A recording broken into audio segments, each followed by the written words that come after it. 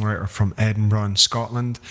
And every Sunday I take a little bit of time to unpack some of the lessons from my journey as a songwriter, as someone who runs different businesses, as someone who has managed to build 700,000 followers on social media, create 9 of my own albums, perform with members of Mogwai, Portishead, Blur. I've done thousands of concerts. I was in one of the most successful Scottish folk bands in the UK in my 20s called Rura.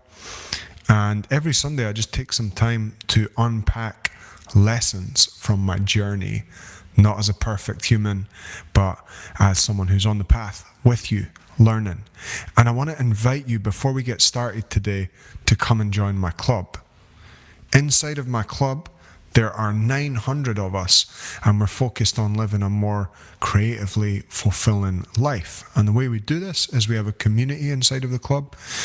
There are 900 of us in there. We have a WhatsApp group, and there's about 150 of us inside the WhatsApp group keeping each other accountable. There's documentaries, there's movies, there's hours and hours of content that can keep you inspired and motivated. And ultimately, it's a positive place on the internet.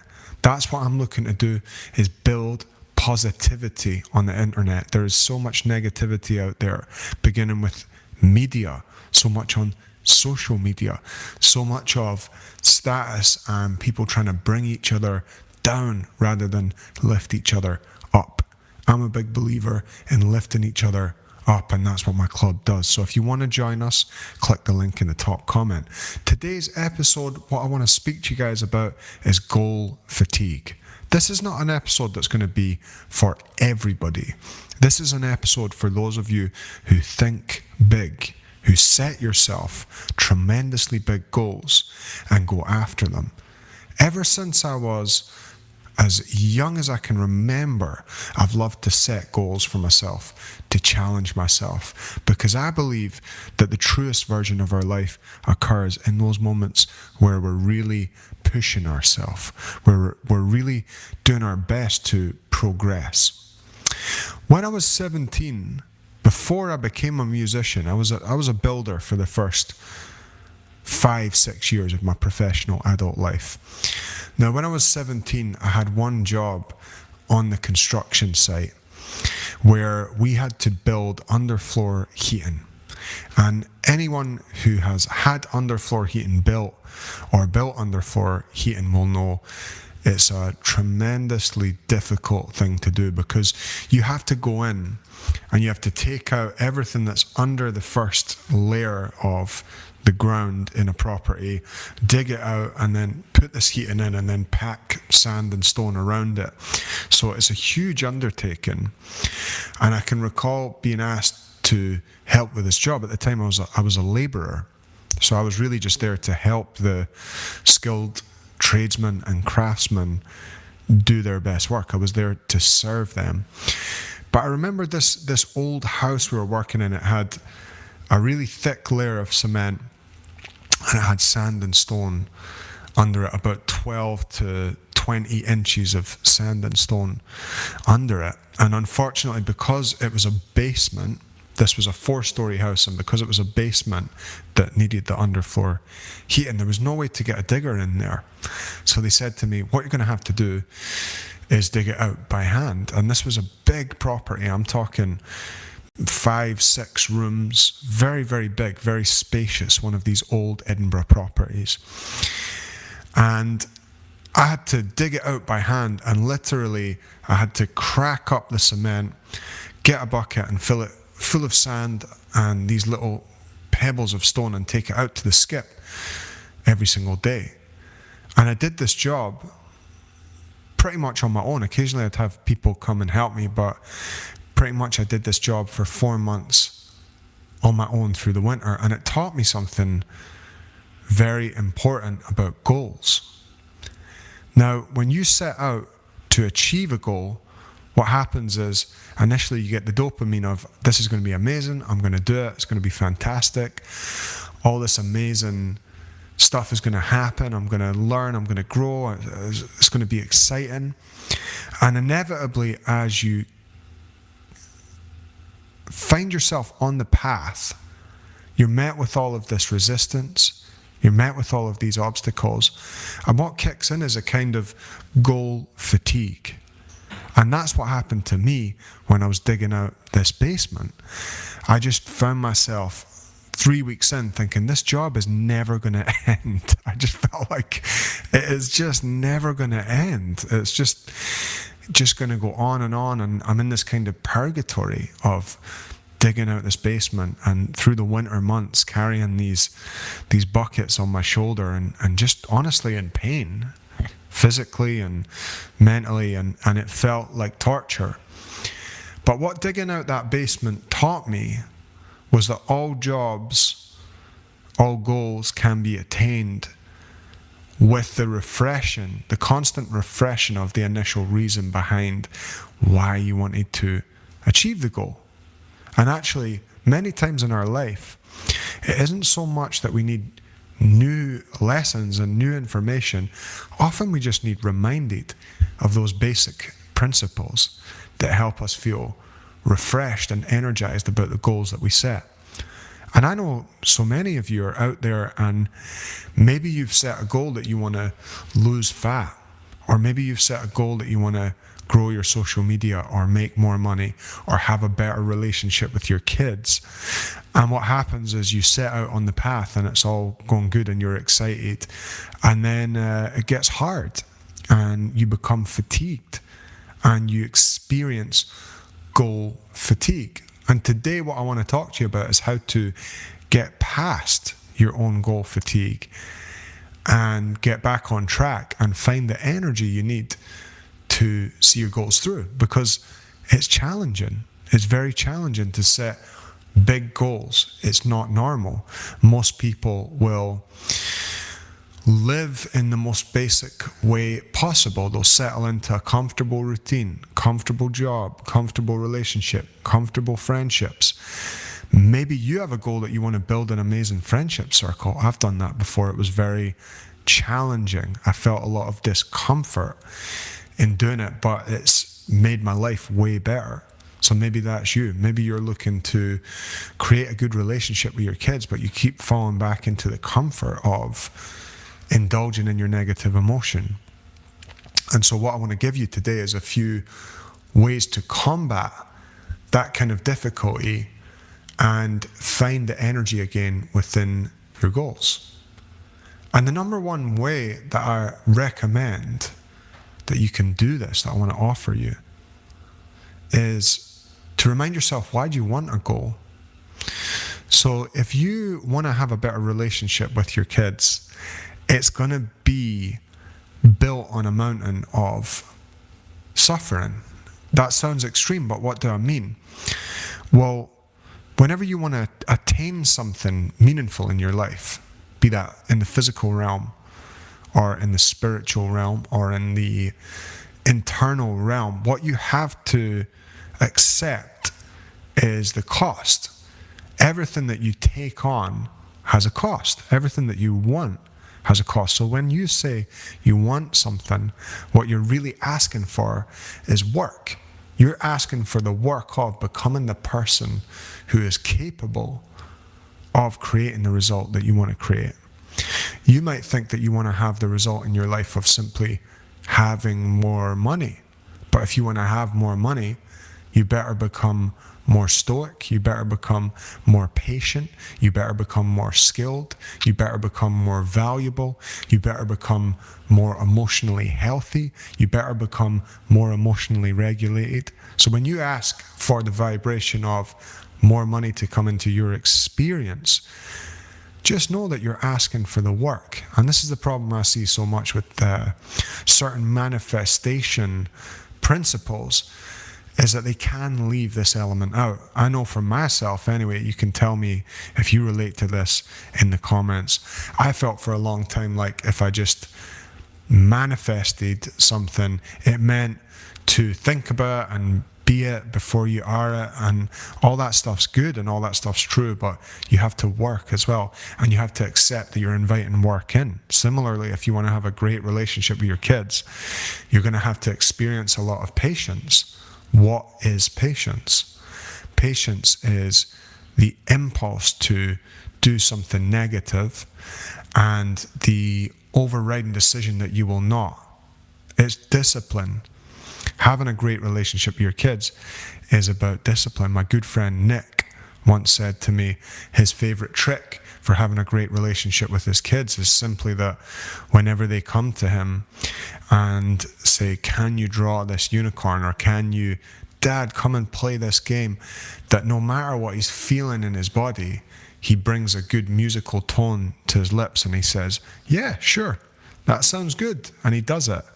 So it's discipline. It's doing what you sometimes hate like you love it. That's the real secret to attaining your goals. You have to constantly remind yourself of the reason why you initially set that goal. So for me in my life, I came from a background of trauma. I came from a background of abuse. I came from a background of violence. I'm one of 8 kids. We all slept in a two-bed apartment, a 2-bed flat. We had no money growing up, and so it was a very difficult existence. And my reason behind a lot of my goals, I had a goal that I wanted to have 10,000 followers at one point. I now have 700,000. I had a goal that I wanted to make enough money to live from music, and I now have financial freedom and stability from that. I had a dream that I wanted to live in a beautiful house near the meadows, and I've attained that. I had a dream that I wanted to live a really great life with my kid Rosa and have a good relationship with her, and I have that. I had a goal that I wanted to be a musician, and I've attained that. Now, when I read the stats, it said only 5% of people who set out to be self-employed and be a musician achieve it, and I've managed. And why? Well, for me, the reason is that I want my pain to mean something. I'm committed to my pain meaning something to the world.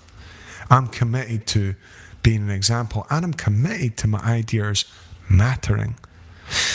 I see so many of my friends will have these amazing ideas for a business, amazing ideas for a creative project, amazing ideas for their relationships, amazing ideas for their life, for their health, for their wealth. And then 3 weeks later, I might chat to them and they might still have that same idea. Now, I'm lucky now, I've built a really amazing circle, and the people who are around me generally are people who say something and then do it. And that's very important. You need to have a good circle around you. But you have to treat your ideas like they matter. If you have an idea for something, and then you don't manifest that idea, you don't put in the work, you don't take the action to make it a reality, be it big or small, unconsciously what you're saying to yourself is that your ideas don't matter. If you joke about your ideas, if you joke about the things that you want, unconsciously what you're saying to yourself is that your ideas don't matter. You have to treat your ideas like they matter, and the way you treat your ideas like they matter is you see the goal to the end, even when it doesn't feel good, even when you don't want to. You need to remove negativity. The negative people in your life who laugh about goals, who laugh about those aspirations that you have, who put you down as a means of status rather than raising themselves up as a means of status, they have to go. And you have to accept the reward you're getting from having that relationship with them. Too many people seem to think that they're a nice person. I'm just a people pleaser. I'm just a good person. My friends are negative, but I'm a good person. No, you have to admit and accept the reward you're getting from hanging out with those people. And the reward might simply be comfort, but own it, take responsibility for it, and then remove those people from your life. I want my pain to help. What does that mean? It means that I need to stop indulging in negative emotion. What is indulging in negative emotion? Indulging in negative emotion is like this. I was abused. I was hurt. I'm autistic. I have ADHD. I'm a single parent. I didn't come from a background of understanding what money is. I have anxiety. I have pain, I have trauma, and these are reasons why I can't do what I want to do. That's what indulgent emotion is. And by the way, all of those examples are things from my life that I could have used as an excuse to not be where I am today. And what I want to invite you to do today is to look at the ways that you're indulging. Honestly, what's stopping you? What is stopping you from having everything that you want? What's stopping you from having more money? What's stopping you from being leaner? What's stopping you from building a business?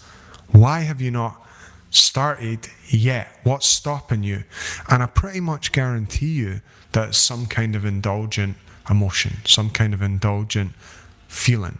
We're human. We're living with a chimp inside of us. There's an amazing book called The Chimp Paradox all about this. There's a human in us. There's a chimp in us. But you can't let that chimp be running your life. You need to be telling the chimp, no, we're not going to indulge in emotion today.